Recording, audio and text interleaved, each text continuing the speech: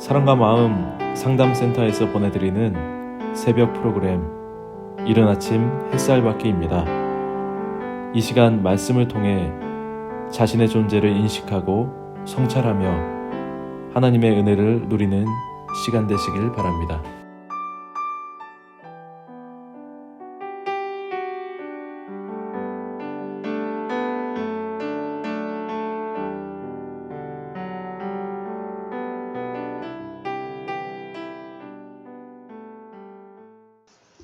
이른 아침 햇살 받기 시간입니다.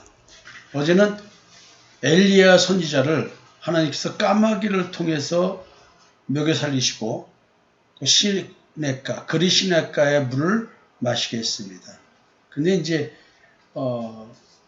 비가 안 오기 때문에 물이 없으니까 이제 또다시 장소를 이동했어야 됐습니다. 지금 우리는 엘리야 선지자가 아합왕에게 하나님의 말씀을 전달한 후에 생명을 부지하기 위해서 피신하게 만드시고, 그리고 엘리야 선지자를 먹여 살리는 이야기를 합니다. 근데 까마귀가, 그 탐욕스러운 까마귀, 썩은 것을 먹는 까마귀, 부정한 조류인데, 그 부정한 조류를 통해서 까마귀를 들어서 하나님의 사람을 먹여 살리신 하나님, 이 이야기 속에는 도대체 무엇이 숨어 있는 걸까요? 참 어려운 이야기라고 얘기를 했죠. 진짜 부정한 까마귀, 그러면서 이제 고멜료의 집안과 베드로의 이야기도 말씀을 드렸습니다. 자, 이제 또 다른 사건이 기다리고 있습니다. 하나님께서는 물이 마르기 때문에, 그리 시냇가에 물이 마르기 때문에 엘리야에게 말씀하십니다. 너는 일어나서 시돈에 속한 사르밧으로 가서 거기 머물라. 내가 그곳 과부에게 명령하여 네게 음식을 주게 하였느니라.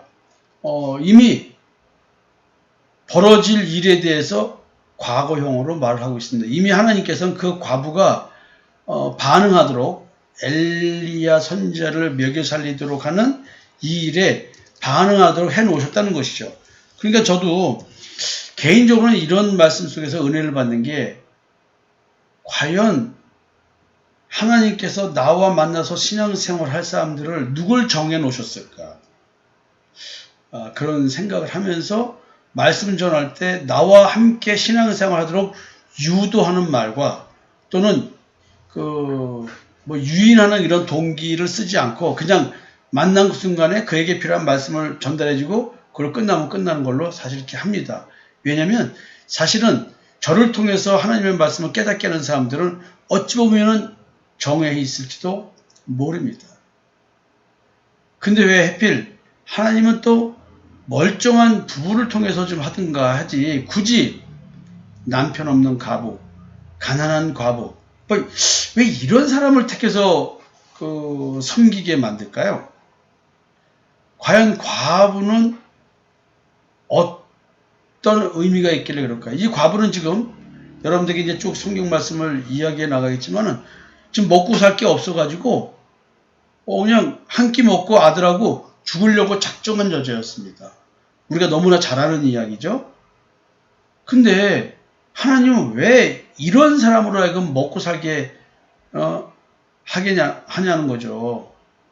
그것도요, 여러분들이 잘 아시는 것처럼 이제 먹을 게 없는 물 한 그릇 달라고 한 다음에, 그 다음에 이제 다시 손에 있는 떡 한 조각을 달라고 합니다.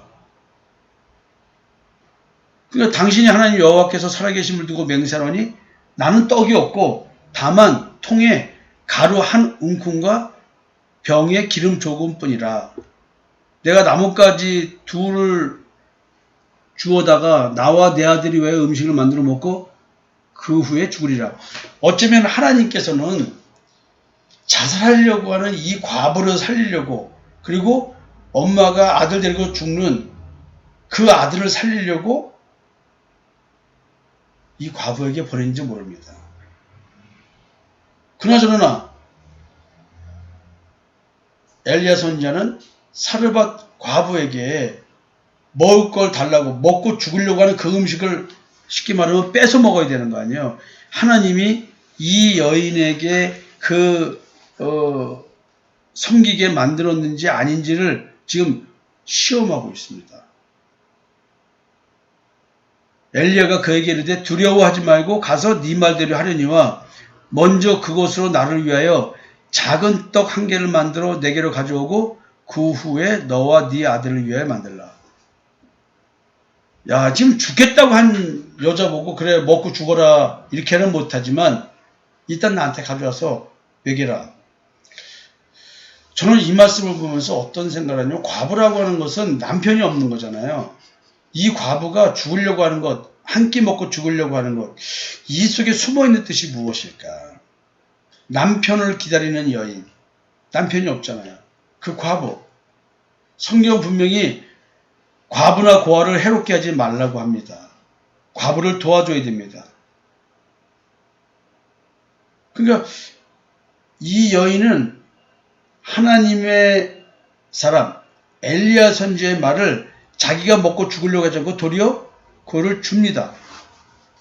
그가 가서 엘리야 말대로 했더니 그와 엘리야와 그의 식구가 여러 날 먹었으나, 자, 이게 지금요, 여호와가 비를 지면에 내리는 날까지 그 통의 가루가 떨어지지 아니하고 그 병에 기름이 없어지지 아니하리라.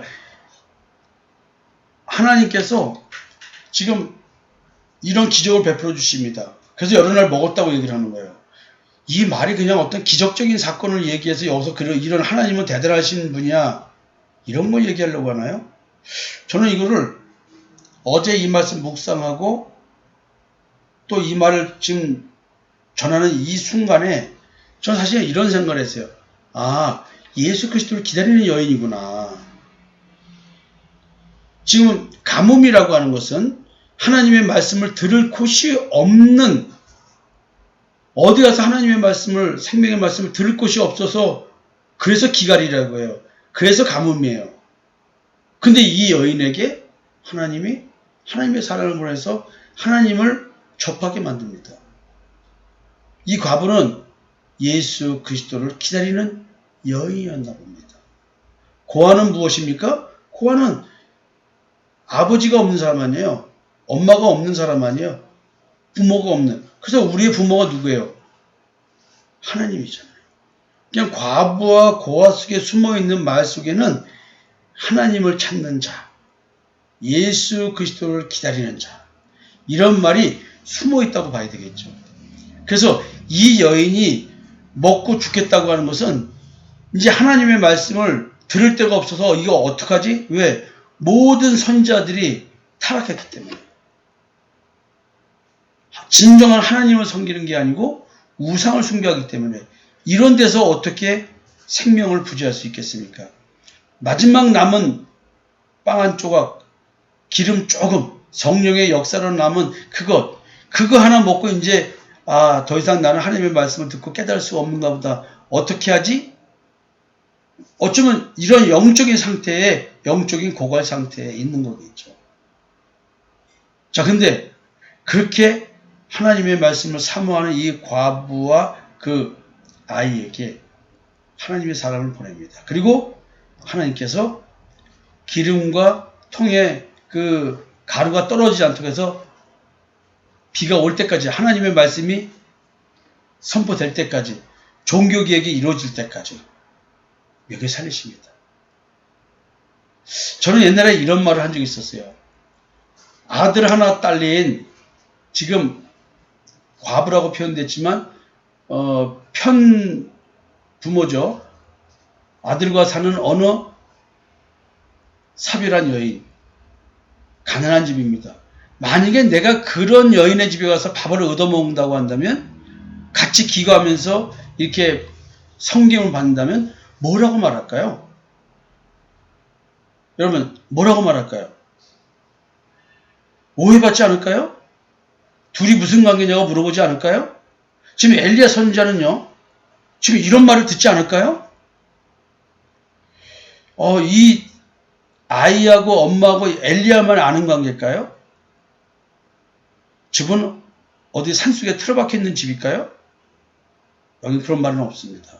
그러나 한번 생각해 보세요. 이 말 속에는 여러 가지 관점에서 이상하게 보고 이상하게 느낄 건 많지만 제가 지금 얘기하는 이 관점에서 보면 오직 하나님의 말씀을 전하고 느끼고 깨닫게 하는 것, 하나님을 기다리고 하나님을 찾는 자에게 이루어지는 하나님의 역사, 여기에 인간적인 생각이 들어가서는 안 된다는 겁니다. 여호와께서 엘리야를 통하여 하신 말씀같이 통에 가루가 떨어지지 아니하고 병의 기름이 없어지지 아니하니라. 하나님을 기다리는 이 여인에게 생명의 말씀은 하나님의 사람 엘리야를 통해서 흘러가고 있습니다. 같은 집에서 동거하면서 하나님의 말씀은 전해지고 있습니다. 2일 후에 그 집 주인이 되는 여인의 아들이 병들어 증세가 심히 위중하다 숨이 끊어진지라. 참 어찌하여 이런 일이 있을까요? 지금 이 과부는 사실 엘리야가 이렇게 먹는 것을 요구할 때에, 음식을 요구할 때, 떡을 요구할 때에 아마 하나님을 제대로 믿는 사람은 아니었던 것 같습니다. 왜냐하면 나의 하나님이 아니라 당신의 하나님이라고 말하거든요. 당신의 하나님 여호와께서 살아계심을 두고 맹세하노니, 이게 여호와 신앙을 받아들이게 되는 시점, 이것이 엘리야 선지자를 만날 때 그 시점은 아닌 것 같아요. 근데 자기의 전부를 요구하는 엘리야의 말에 순응합니다. 하나님께서 그렇게 만들어놨대요. 결국 하나님이 이 여인을 선택했고 이 아이를 선택했다는 거예요. 그래서 이 여인에게 하나님의 그 역사를 느끼고 깨닫게 해서 참 하나님의 여호와를 찾을 수 있게 해주려고 하시는 그런 것이 있겠죠. 여러분, 이거를 다시 이 현대로 가져와서 또 얘기해 봅시다. 믿지 않는 현재, 예수를 안 믿는 집에 가가지고 얻어먹으면서, 가난한 어느 목사가 얻어먹으면서 거기서 말씀을 가르쳐줘요. 그리고 밥 한 끼 얻어먹습니다. 여러분, 앞서 말씀드렸지만 정상적인 상황으로 이걸 이해할 사람이 누가 있겠습니까? 근데 만약에 하나님이 그러라고 하면 그 목사는 순종해서 그렇게 해야 되지 않을까요? 자, 이렇게 해서 이제 하나님의 기적이 있는 집에 그 아들 하나밖에 없는 과부에게 미래를 책임져줄 아들이 죽습니다. 너무나 무서운 얘기 아닐까요? 아니, 그럼 이제는 엘리야가 처음에는 뭐 먹는 거 가지고 좀 하나님께서 은혜를 베푸셨는데 애를 죽여버렸으니 이제 뭔가 하나님의 사람을 만나서 축복을 받는다고 생각했는데 어마어마한 불행을 만났으니 이를 어떻게 합니까? 여인이 말합니다. 하나님의 사람이여, 당신이 나와 더불어 무슨 상관이 있기로 내 죄를 생각나게 하고 또 내 아들을 죽게 하려고 내게 오셨나이까. 이 말은 뭐냐면, 이런 저주가 임했으니, 아들이 죽었으니 분명히 내가 무슨 죄를 졌는지 이 생각을 해보지 않을까요? 네? 무슨 죄? 재난이나 질병을 자신의 죄와 결부시키는 인과응보적인 그 옛날 사람들의 통념적 사고, 그런 거겠죠? 나한테 좋은 일이 생기면 내가 잘 살았고 착하게 살았고, 나쁜 일이 생기면 나의 어떤 과거의 나쁜 일이 이런 불행을 자초했나, 우리는 이런 식으로 신앙생활을 분명히 하고 있을 확률도 높습니다. 사르밧 과부는 아들의 죽음을 자신의 죄값으로 받아들이고 있습니다. 그러니까 하나님의 사람이, 선지자가 옆에 있고 음식이 끊이지 않는 이런 기적을 맛봤습니다. 그러니까 어쩌면 과부는, 여기 과부의 죄에 대해서는 뭐 기록된 게 없지만 민감한 어떤 그 죄에 대한 민감한 의식을 갖지 않았을까라는 생각을 해볼 수가 있습니다. 여러분, 그래서 결국 이런 원망을 하게 됐고, 엘리야 선지자는 참으로 어려운 문제에 봉착을 하게 됐습니다. 그래서 하나님께 이제 아이를 데리고 다락에 올라가서 누이고 그 아이 위에 엎드리면서 하나님께 부르짖는 거죠. 내 하나님 여호와여, 주께서 또 내가 우거하는지 과부에게 재앙을 내리사 그 아들이 죽게 하셨나이까.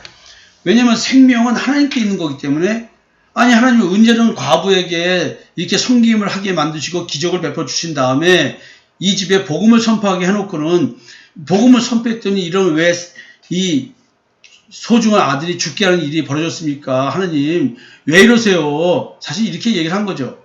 그리고 아이의 몸에 올라가서 3번 엎드렸다 일어났다면서 하나님께 살려달라 한 거죠.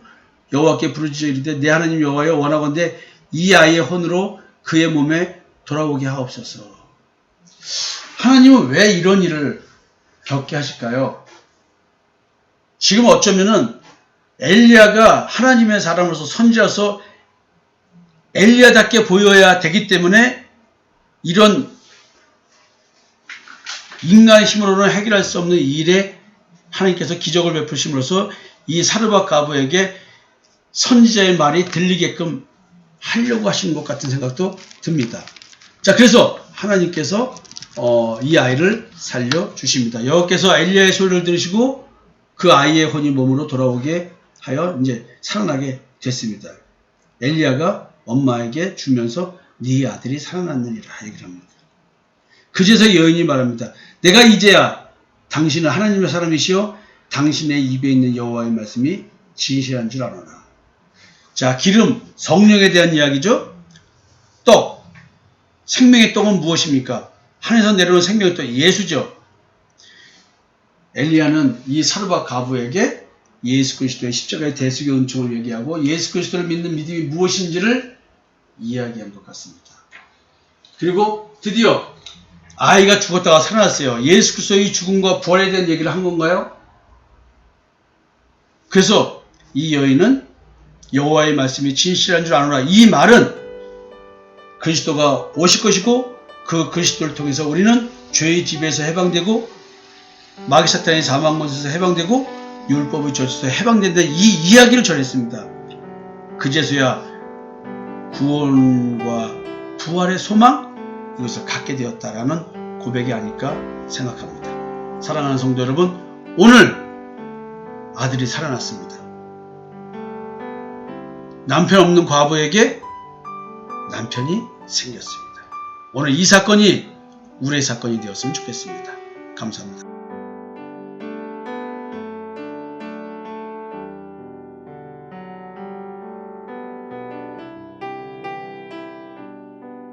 지금까지 사랑과 마음 상담센터에서 보내드린 새벽 프로그램 이른 아침 햇살받기였습니다. 오늘도 마음을 치료하시는 하나님의 사랑을 느끼며 믿음 안에서 마음의 쉼을 누리는 하루를 보내시길 바랍니다.